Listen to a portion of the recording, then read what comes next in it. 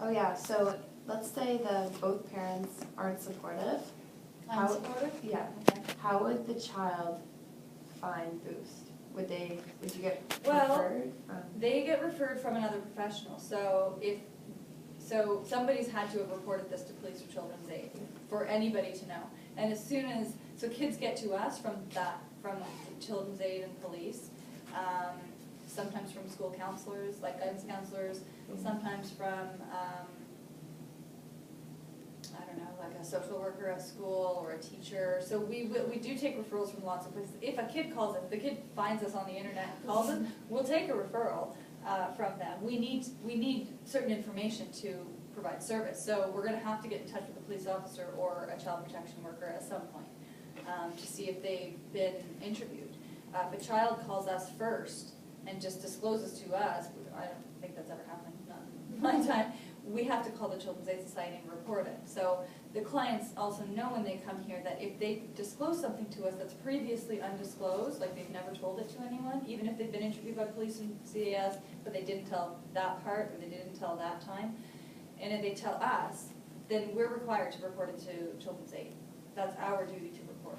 So that kind of went off on a tangent, but so they would get to Boost through other professionals. We're not the front line. We're not like the 911. What is your emergency? Yeah. That's not us. We get families after they've been involved with the investigation. And also, what would you say would be like the age where like the most clients, I guess? Oh, this is going to be anecdotal as well. I think it's teenagers. It used to be 8 to 12-year-old girls when I was working frontline, but I really think that it's probably 12 to 16. That's really anecdotal. Yeah, but well, like you can kind of generally. Yeah. And also, like it helps with our presentation because of it, if it's more relatable to the teens. It's like 12 to 16. Mm-hmm. Is it normally like girls or? It's both. I mean, it's the current stats right now for Canada, or at least for Ontario, are that 1 in 3 girls and 1 in 5 boys will be sexually abused before they turn 16.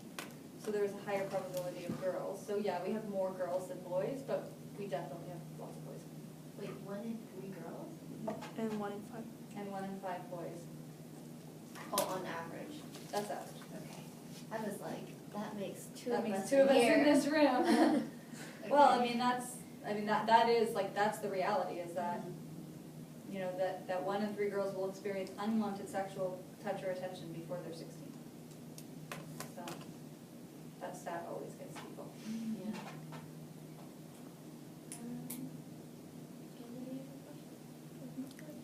You've covered like basically everything. Yeah, I've you're done- really good with the. I've done a couple of YPIs before.